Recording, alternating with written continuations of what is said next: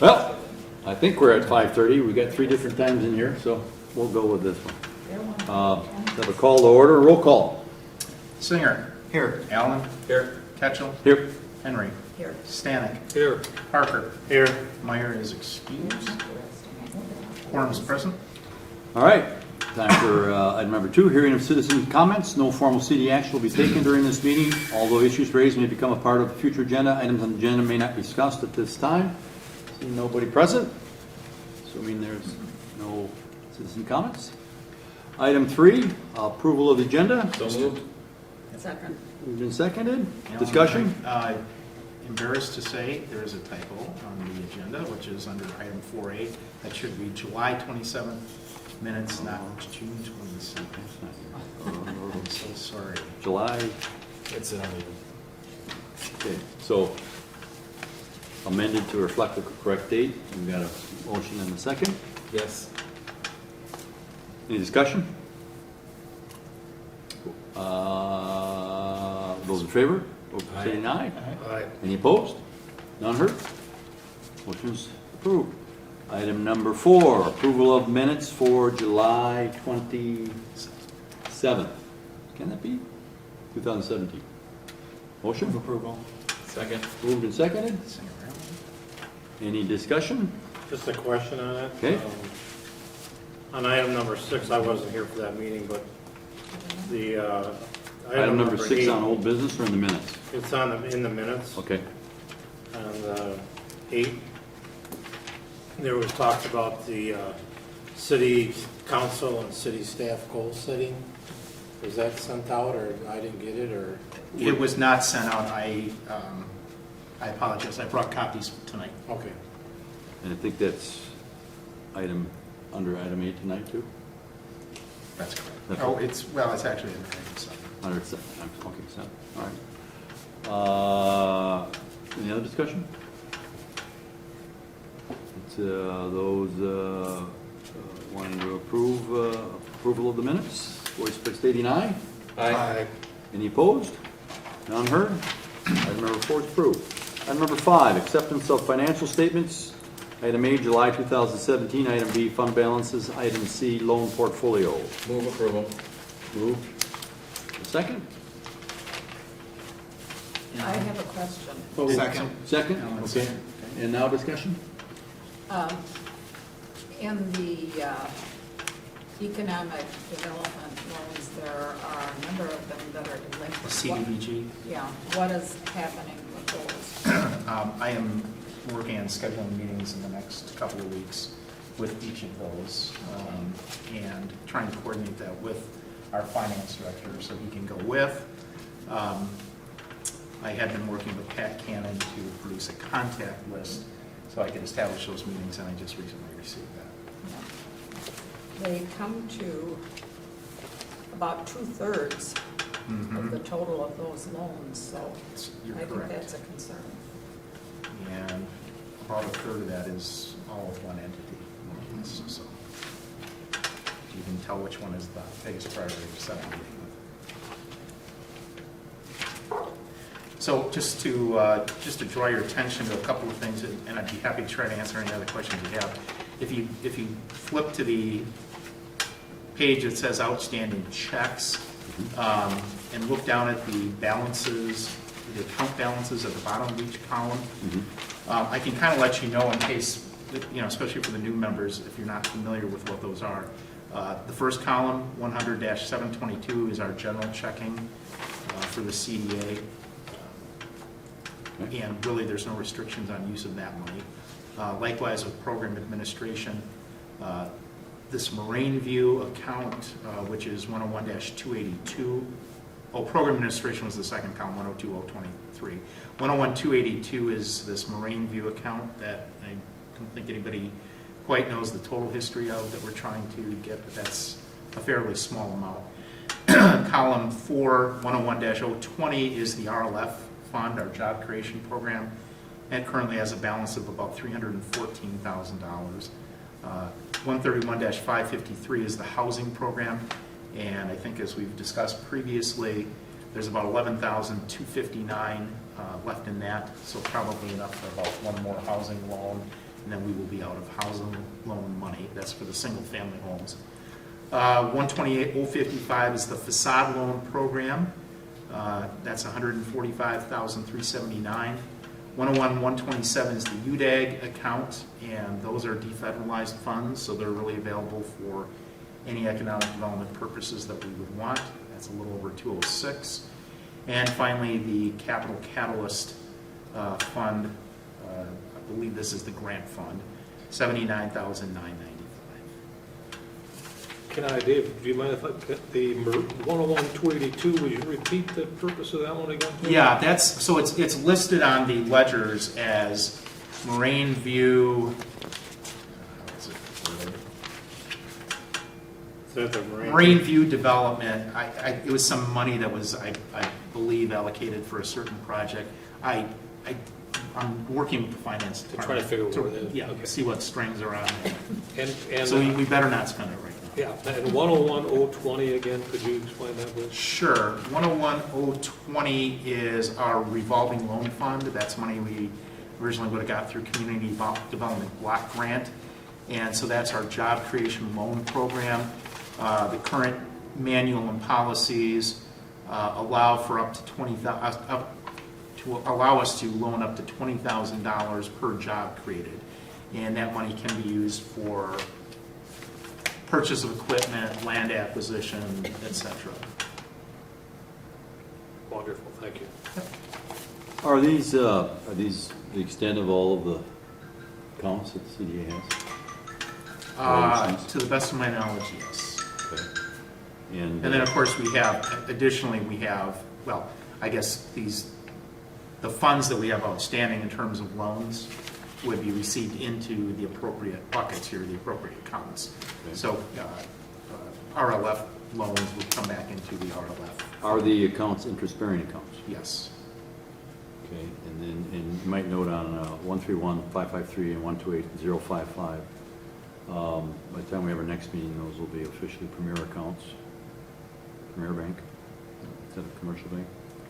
And in the past, in the community, and I know they do it through a lot of council accounts and everything, they try to balance the balances between, and because I'm no longer a minority owner of one of the banks, so I can now speak freely on, try to balance it so that it's somewhat even. Okay. And so, you don't need to go and move any money out of the account now, but as new funds, new things happen, and they try to, historically, we've done it with the local banks, which would now be Premier and Citizens. Associate, they have one. I don't know if we've ever used credit union, but it's just the way it's been, and I don't know if it's any rule or just an idea, but it just makes sense. And then if they're interest bearing, make them, see what they're going to pay. Because if you got $300,000 sitting there, and there's a difference of a half a percentage point, that's $1,500. If I did the math correctly, those 8 accounts total about almost $800,000. Yeah. So see what they're at, and as rates change, and see who wants to be more competitive with it. All right. Any other discussion questions? Just on the facade loan account, the 128. Yep. 055, that's for any commercial building facade improvements? Is that what it's for? I believe that's correct. Yeah, it's not just downtown Whitewater, if that's where you're going. It's for the entire city? Correct. Correct. I've got another suggestion. As far as I'm concerned, I'm less concerned with what bank they're with as with what program they're identified with. So if you were to do your spreadsheet, if you had another row that might delineate what the purpose of the fund is, because we meet once a month, and there's a lot of river water goes over the bridge by the time I get back here a month from now. I appreciate the comment. In the past, Pat has put together a sort of a different sheet, and I don't know that he had it grouped by accounts. I find it more helpful, and will probably, this is a report, the sheet that had those accounts, as a report that the finance department creates. What I think that I want to do is just start creating a report that really just summarizes our individual accounts and how much is available in them. And the account numbers are much less important than the functional name and purpose of those accounts, which I think is the same thing you said. So I will try and start reporting it that way for August. Question, point? Back onto the, kind of the UDAG and capital catalyst balances. Yep. We talked about it at the Tech Park Board, and I think this has been brought up here previously. I know, I think, Al, you brought it up. If we could maybe have quarterly, kind of a report on what's the status of those businesses, the jobs created, Yep. kind of that. I know that the Tech Park Board was also looking for that. I know we've asked for it here. Maybe this would be on a quarterly basis, because obviously things aren't going to change monthly.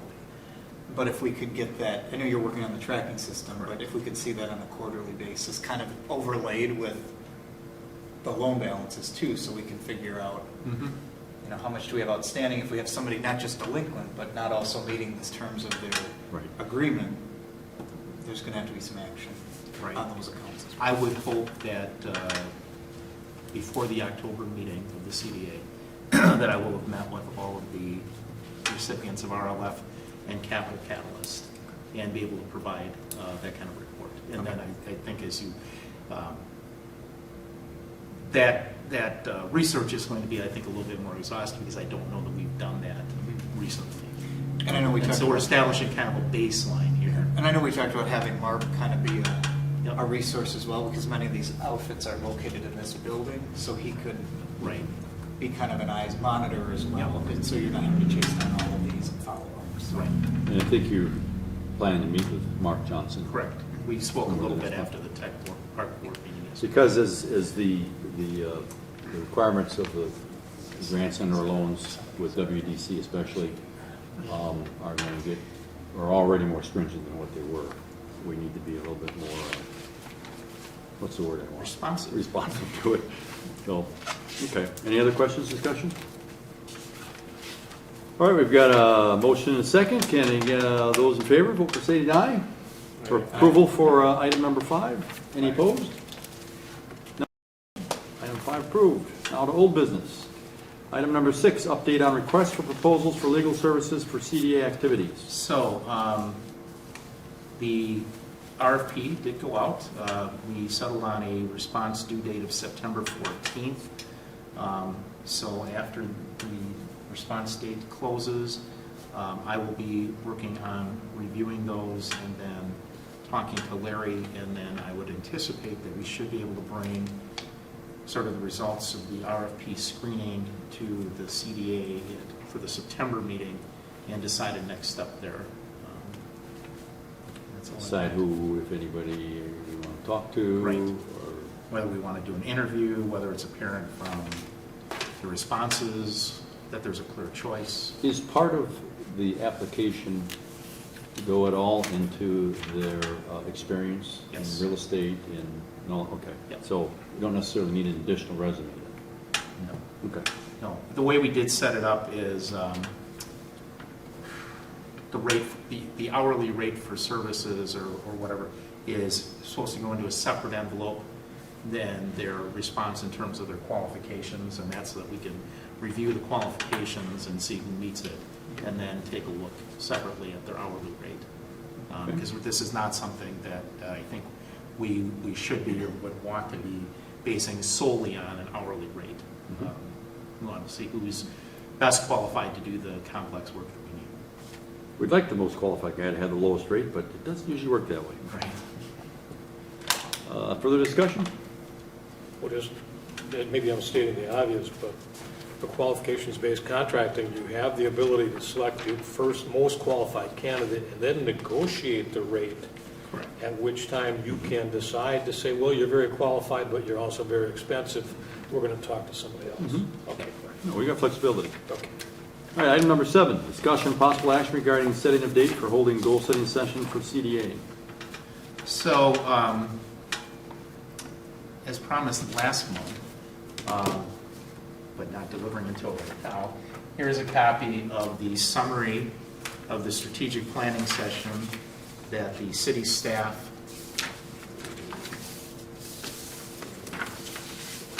and city council had back in July 11th. So I don't want to run through the whole thing, but you can see that they identified 6 major areas to develop strategic plans for. Goal 5, attracting a grocery store, was the only direct CDA-related issue that made the top 6. That doesn't mean our issues aren't important. But if you look on page 3 of the document, you will see captured there who the work team was and what the objectives were that were listed. If you go to the back page of this document, there are 5 items that are titled Other Suggestions Not Explored, and 2 of them, item C and item D, I think really are the ones that most have economic development CDA-related interest.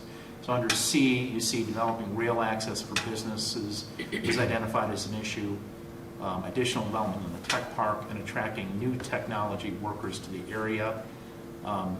Item D, number 2, proactive business retention program was also a significant issue. It was identified that really should, I think, be under item C, and I've noted that to Cameron. The infrastructure issues that relate to CDA were development of the east side, obviously expanding Highway 12 or getting 4-lane highway access, and then petitioning DOT to eliminate traffic lanes at roundabout. I don't know where that one came up From me. Was it? Okay. What was a little confusing to me was it's listed with 0 after it, so I don't know if that didn't get a vote. What does that mean? That means it was an issue. that We have clients in the business park, Generac being one of them, who have complained to the CDA that upon leaving the city with a full load, they get to that roundabout and have a load shift, and they have to turn around and come back and reconstruct their truck. So the roundabout's too small. We know that. We didn't construct it. The state DOT mandated it. The only fix we can do, because they're not going to, let us take it out, is to get rid of the 2 lanes on it at least, because it's confusing for people, and I don't think it's necessary. We don't have the traffic there for 2 lanes around it anyway. So it'll be 1 lane? One big lane? That was my suggestion. Just yeah. have it one marked lane through there. Just like, Milton, I think the ones on the Milton interchange are 1 way. Correct. And those are bigger. Much bigger. Yeah. Plus they laid with the brick in there so the trucks can go up on it without getting major issues. Yeah, our curb's a little steeper. Yeah. Yeah. So will the DOT, if we petition them? Probably not, but I think we should ask anyway. Do you have any? Well, they're I didn't say. under new direction at DOT, and they're not as pro roundabout as they were. So Well, that's good. good to know that kind of came, and now they're a little less. Yeah. So, yeah, it was in the interest of serving our customers here in the business park. Okay. It also makes a difference. A lot more of the truck traffic coming up 12 goes on and comes in Janesville Street. Then they've got to make turns with those very long trucks now around corners that weren't designed for that. And it would take some of the traffic off that goes through and then through town to the industrial park if they could come in 12 better. So those were the council and staff goals, strategic plan, objectives. I think we kind of discussed a meeting or 2 ago that since council and staff are going to be doing that, kind of see what they came up with. And then I think the hope was, and this would be my hope, that maybe in September or October, we can come up with our own strategic planning session and come up with some goals. I think that would be helpful for this body to come up with some objectives going forward, and it frankly rolls into a work plan for me then, so that I can know what your priorities are for me to be working on. So that when I come back with a bunch of accomplishments next year, they sync up with the things you wanted me to accomplish. Can you get access to last year's goal setting documents? CDA? I don't know that we did it last year, did we? I don't know that we did it. Remember, Bruce? Say that again? I'll do some research. Did we do any goal setting for CDA last year? Not that I remember. I don't remember it. Donna, any recollection?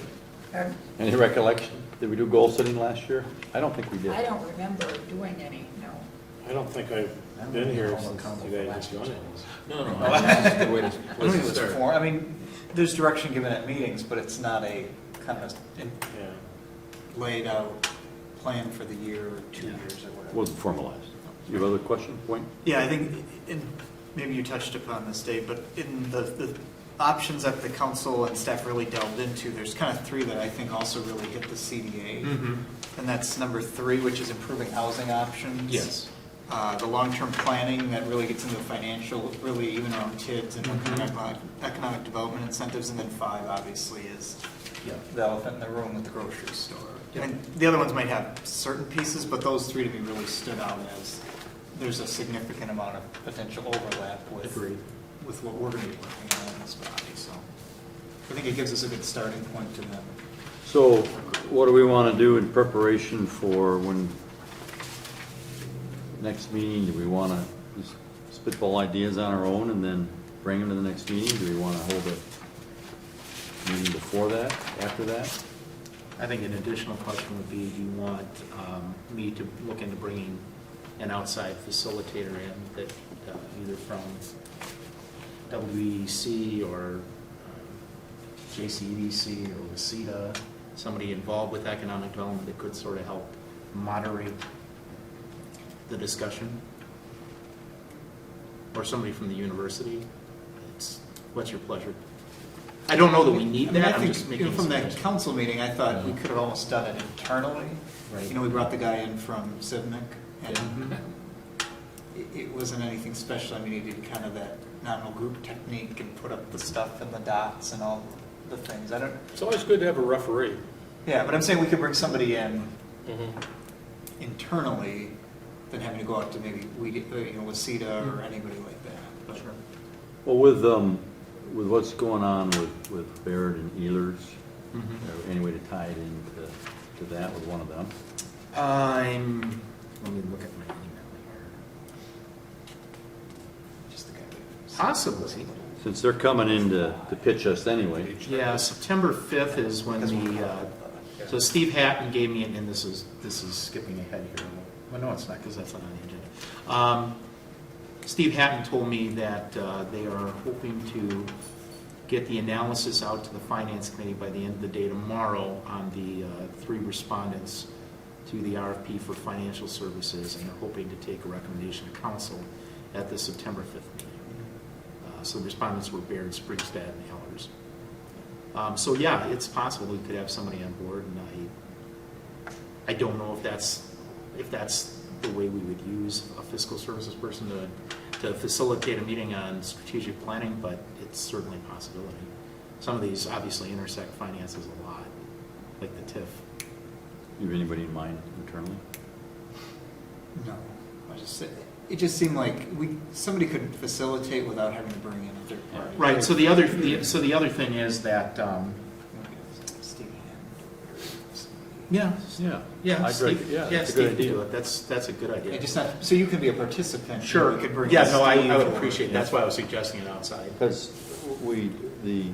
But I think Steve, he's been doing this yep, career-wise. his experience and the goal is to have him more extensively involved in the CDA, Right. take over certain functions, collecting, things like that, which he should have been in that department to begin with.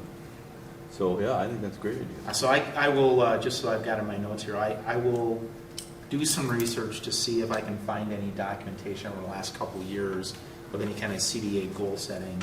If so, I'll get that distributed in advance. If not, I'll let you know.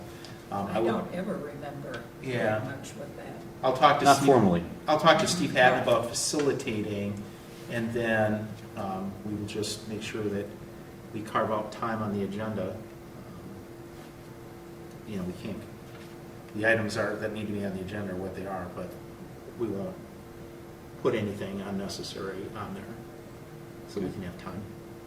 So maybe anything before the next meeting so we can, do we want to plan on doing it at the next meeting? Do we want to do it right after the next, or Well, I think. what are you thinking? Yeah, again, let me see what I can find in terms of past goal setting stuff. I kind of liked your idea, Larry, about maybe some people submitting some ideas ahead of time. Maybe Okay. take the next couple of weeks and come up with some ideas of some goals, just rough ideas.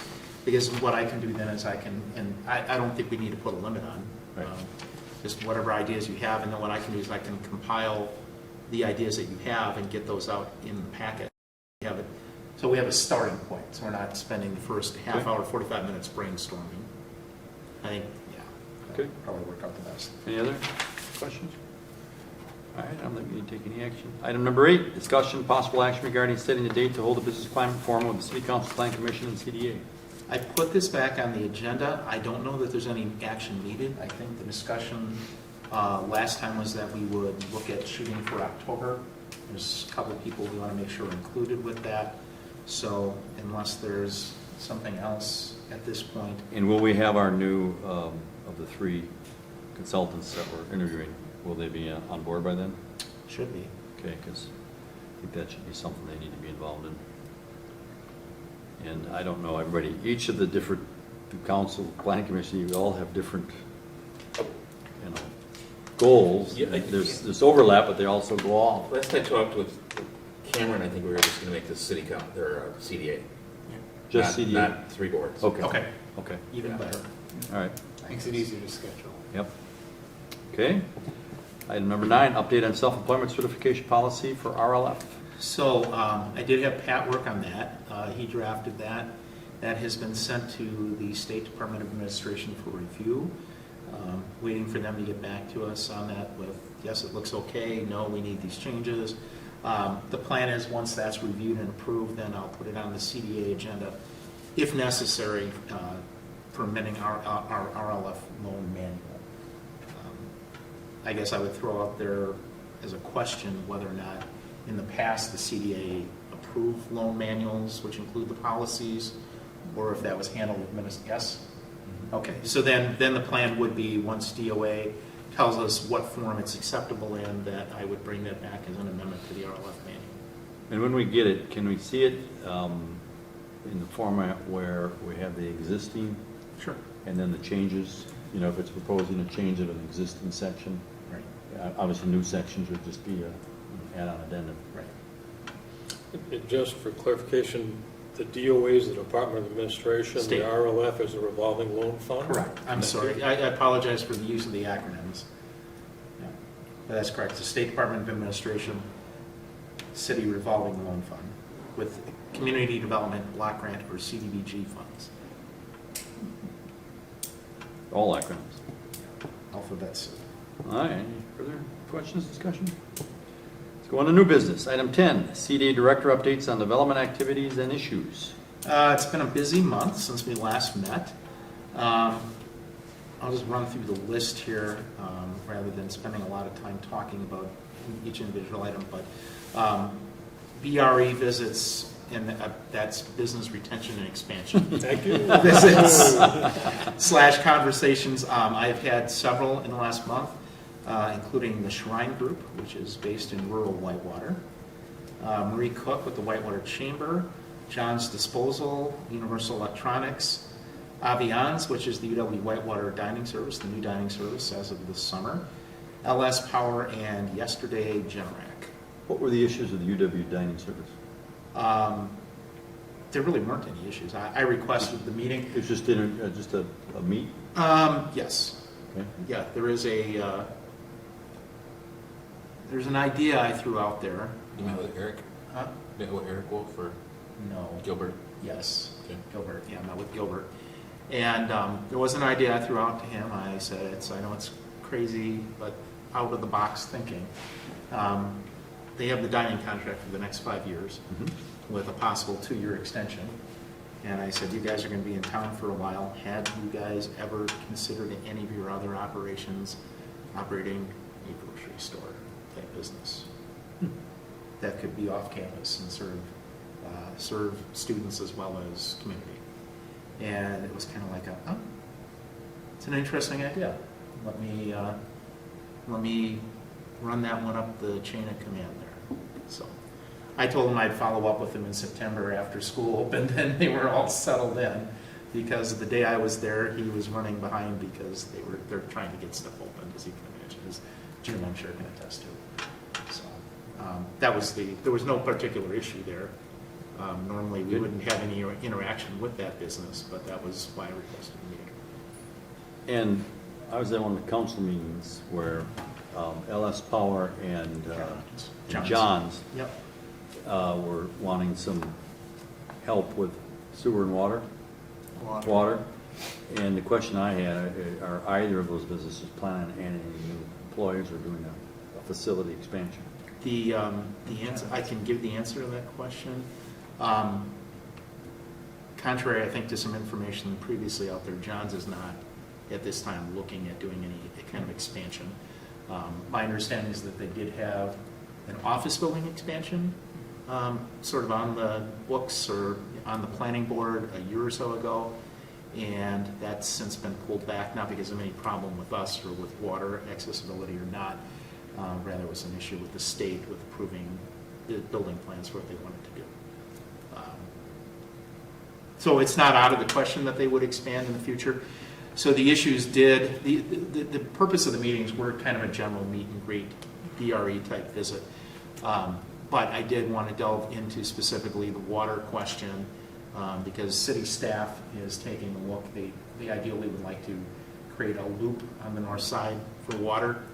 And so the question, it's a fairly substantial cost for that, north of $1 million.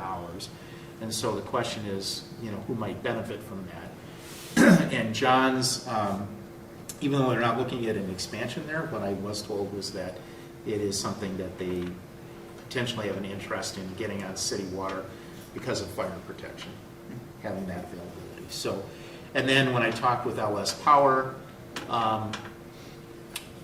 it's not that they have any shortage of water or anything else. They did agree that having a loop system would increase reliability in terms of having redundancy then, because with a loop system, you can draw water from more than one direction.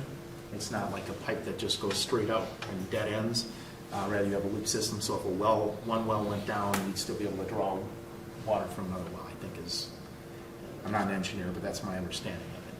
So they have kind of taken a look at the costs and sent them up to their parent company, which is TYR, TIR, and I think they're trying to figure out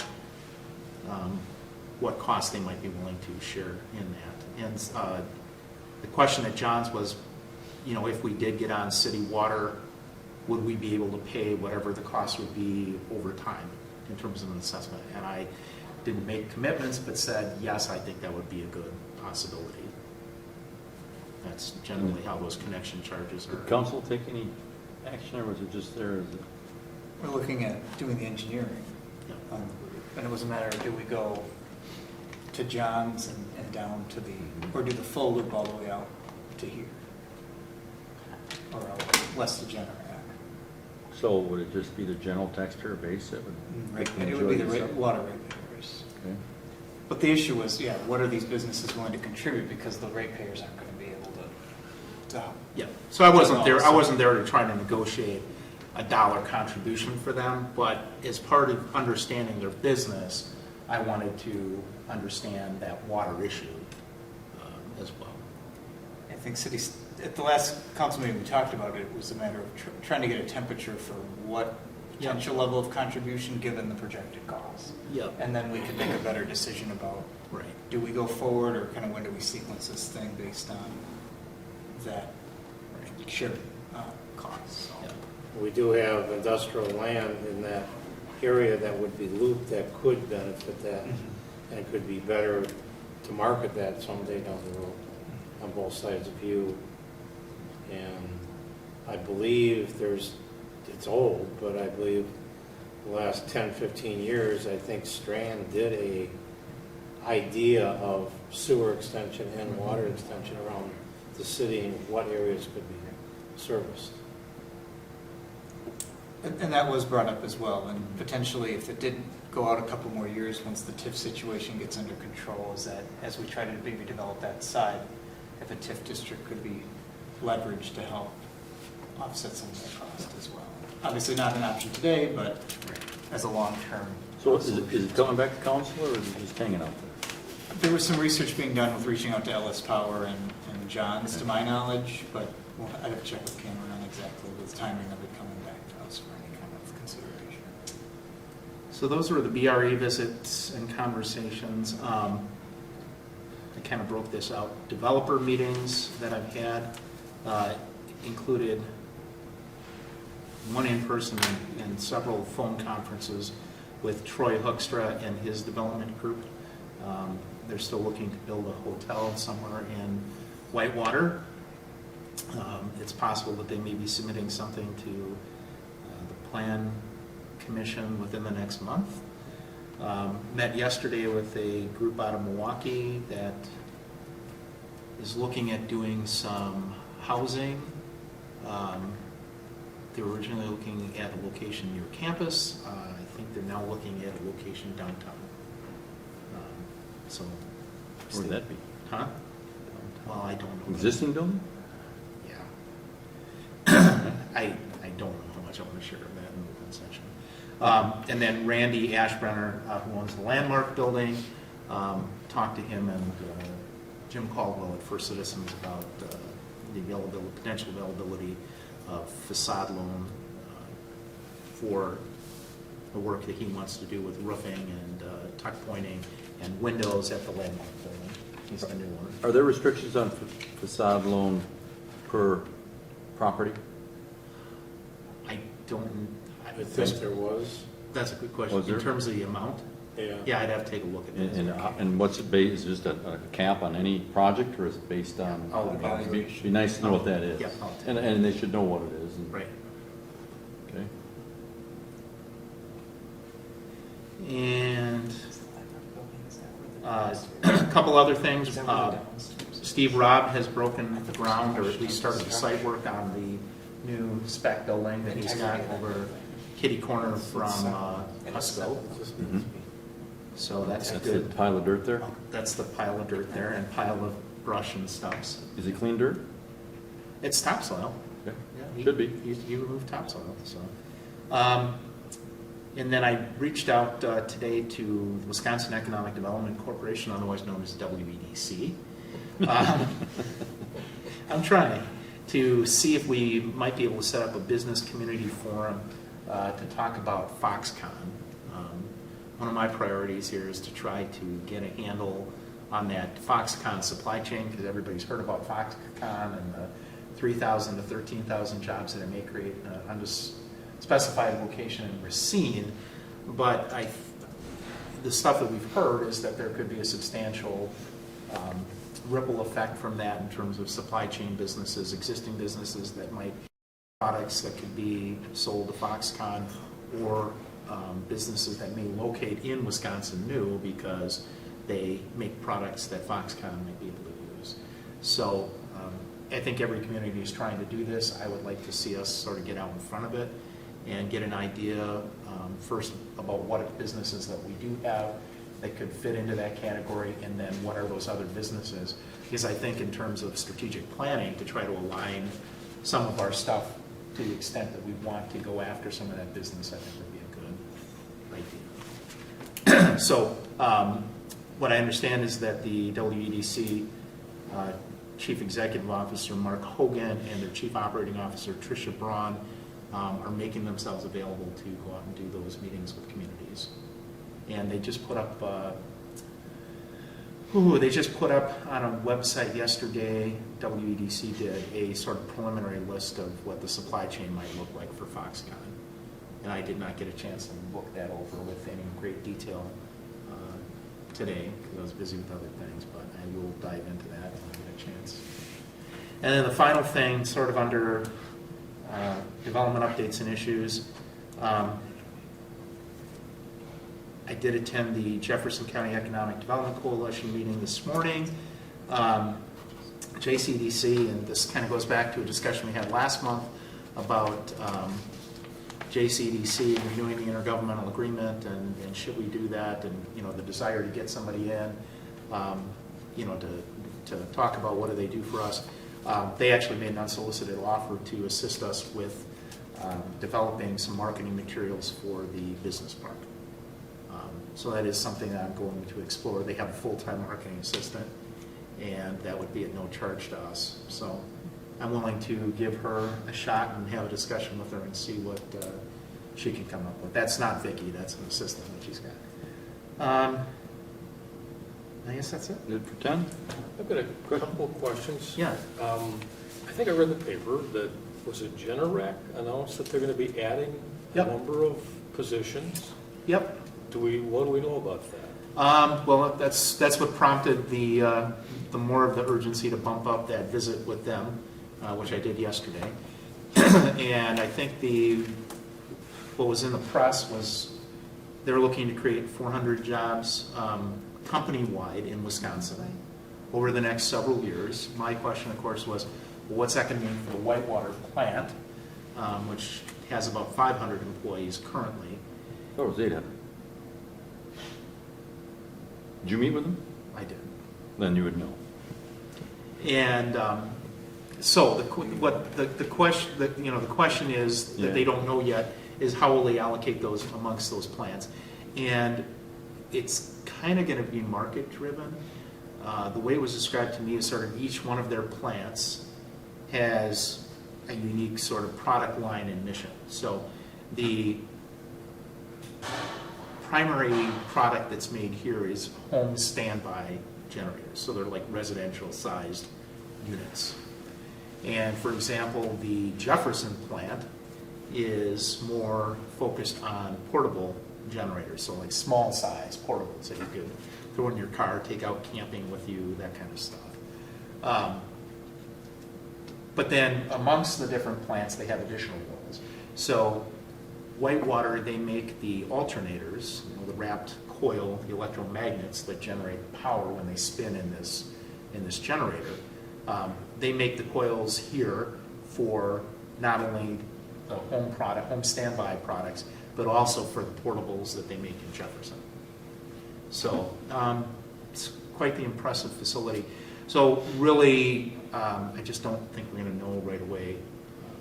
And the employment and the product lines sort of ebb and flow a little bit depending on different market factors. But WEDC has, I think, I don't remember what the terminology is, like an enterprise trade zone they've established for the company for all of their locations, which then, as they add jobs company-wide, earns them some tax credits and some training credits. So the goal of the company system-wide definitely is to grow. The question is going to be where they flex that growth in employment based on the product stuff. Do you know if the 400 jobs are seasonal or are they permanent? Those are permanent jobs. They do hire some students and stuff in the summer. Because I think we're coming up on hurricane season.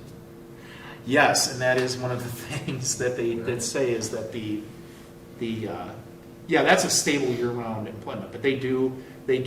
That's a good point. They do push. Production does get pushed up ahead of major storm events, and so to the extent that And they immediately know, after. yeah, and of course, you can't if you got a week notice of a storm, you're not necessarily getting that from production to placement immediately. But they also experience a nice bump every time there is a storm type event. So as you get into hurricane season and you start seeing that coming, the demand will ramp up. Was there any discussion about capacity here? There is available capacity to meet higher demand. They run in 2 shifts or 3 shifts? 2. So they always have that ability. Okay. And the other question I had, we were talking about infrastructure, water, but I was wondering about wideband internet. Isn't that the infrastructure that everybody really wants? I mean, everybody wants water, of course, everybody wants electricity, but what really makes a community stand out is wideband capacity. In the visits I've done so far, that has not come up as an issue or problem. Doesn't most of the park out here have it? Or just part of it? Where did the fiber come in at? Who all has it? Here. I know Schenck wanted it. It didn't go down there. Yeah, it came out here to this building. And then in And then town, down and out to the school and out. it goes to the university and then out Prince Street toward the Yeah. school, but does not head west off of there on Main. Walmart has it. Yeah, Tim Nobling, Dave should be able to get you the map. Sure. I just forget exactly where it all connected. It was a couple of years ago. That'd be a very interesting, at least I'd be very interested in, I think we have a decent handle on our water infrastructure, But I think our internet infrastructure, I think, is critical. Who was it that did it for the schools? Was that, what was the name of that company? Wistnet? That does ring a bell. And But they also laid a lot of dark fiber that is just in there that then if a company wanted to come in. But we you'd have attempted to then get them to do Connect it and light it up. more along the Main Street route in town, Yeah. and they went a little Put an different route. intersection in somewhere too. Yeah, I forget where the Schools. handholds are for it, but Well, I guess I'm thinking from a individual user standpoint. Right now, for entertainment, I don't have a lot of choices as far as what my provider might be. But if there were to be a provider that were to tap into that network, that would create some competition. And then if I were looking at, I'm just a tightwad, so if I'm looking at where I'm going to live or where I'm going to do something, say, how much does water cost? How much does internet cost? Because that's getting to be more expensive than water. Mm-hmm. It is. And we chose not to create our own utility for that too, right? yeah, we did some initial look at creating our own municipal broadband utility, and the feasibility of that was, we didn't go very far into it, but looking at, I forget the community, but Tim and Cameron would have all that backup if you wanted to. It'd be interesting to dust that off. Sure. Bruce, Was like to see the you around when numbers. that was looked at, or was that after you did? That was shortly around when I was leaving. Uh-huh. But didn't they bring it out, Starin Road, out to the industrial park? That's where I think it came down. Yeah. Because it came from the university Yep. down here, then Then it up went Prince. down City Hall. I thought it comes down Fremont Street. Fremont to That City is. Hall. City Hall. But then up Prince and then over to Lincoln, Mhm. and then I think it goes across the field to the high school from there. Yeah. They wanted to get you to the municipal, or the school district offices, because that's where their hub is. Right. And then it kind of connects that whole campus. I don't know if it got all the way out to the high school, but I know it at least gets to I main. think it did get to the High school has it. because they did an awful lot of digging out there. And just, maybe it's changed, but my experience was when I developed some parking ramps in downtown Racine, we had a hard time getting fiber because there's so much competition for it.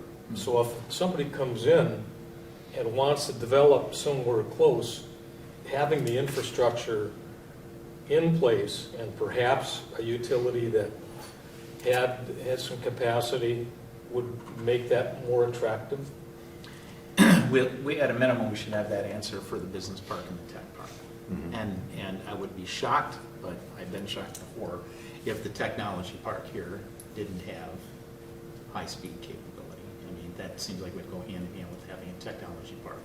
Yeah, I think But, the issue is our strands here go back to the university, and we're on their yeah, backbone. We have so- a trunk network. Right. We have a trunk network running to Whitewater. It's just a matter of distribution from there. Yeah, I think the one issue we were running into was this whole, can a public, because it was on the, what is it, WISCNet or whatever the states wanted, and it can't compete with the private sector, so it can only be used for municipal or governmental purposes. libraries. So I think there was some, that's why we put those extra strands in there, so if there was somebody else that wanted to, a private entity wanted to Sure. then come on. I would think that. But how do we market that? But there's How a do lot we of market material on that, How do we so market that? that could get dug up for Yeah. consideration. Anything else? Item 11, discussion possible action to reschedule September CDA meeting. Since it's your name behind there, we're assuming you have a conflict. I have a conflict, and also the people that we wanted to come from Jefferson County and Walworth County have conflicts. Okay. So the next regular meeting date would be Thursday, September 28th. Mhm. The conflict that all of us have, potentially, is that is the date of the Wisconsin Economic Development Association, or WEDA, W-E-D-A, fall conference. I've attended that the last few years and gotten some good ideas out of it. It's a good way to talk with some of the other economic development people in the state. Plus, the focus this year is on some labor issues, and I don't mean like labor relations. It's finding workers and some of the common labor issues that manufacturers and employers are having trouble finding workers and some strategies. So the two dates I'd like to propose for your consideration as alternate dates would be either Thursday, September 21st, or Tuesday, September 26th. And I think it looks like both of those, The council day? both of those dates obviously work for me. Is this and room available on the 21st? I would have to check. I think so. Anybody have any issues? I- My daughter's birthday. Bring her to the meeting. What a present. We'll get her a cookie in closed session. If both of those days would work for all of you, what I can do is I can double check the calendar and then let you know. Is there a preference for one day or the other? I like keeping it on Thursday if we can. Is that the consensus? I don't know what everybody else is, but That's fine. Al's that work for you? Jim? Al? That, I don't have my calendar at work memorized, but that doesn't seem to create a problem. So first choice would be Thursday, September 21st. Because of the extra Thursday in August, that still creates like 4 weeks here. And then you'll get an extra long break between that. does Eclipse come into play in any way? Yeah. Okay. Okay. Any issues with it? Email Dave. Yep. Item 12, adjourn to closed session per Wisconsin statute 19.85 sub 1 sub e, deliberating or negotiating the purchase of public property, invest in public funds, or conducting other specified public business. Whenever competitive or bargaining reasons require a closed session. That other part in there still left over, I think, from when we were talking with you, so we don't need to worry about that part, the last sentence in there. But it doesn't in this meeting, this time. Item A, update on negotiations with potential retail, manufacturing, and other business that are considering locating in the city of Whitewater and request the city of Whitewater related financial assistance or concessions. Item B, consideration discussion of TIF number 6, funding request by Michael Sina for property located at 1002 South Janesville Street. Second. Motion and a second. Who made the motion? Motion by Singer, seconded by Allen. And need a roll call. Singer? Aye. Allen? Aye. Ketchel? Aye. Henry? Aye. Stanek? Aye. Parker? All right, Unanimous. now in closed session.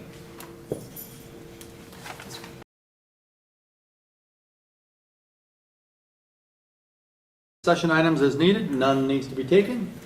Move on to item 14, any future agenda items referrals? Anybody? Nobody? Motion to adjourn, can we get one? Move to adjourn. Second? Who seconded? Parker? Voice vote? Voice vote, those in favor, state aye. Aye. Any opposed? Ayes have it. Meeting's over.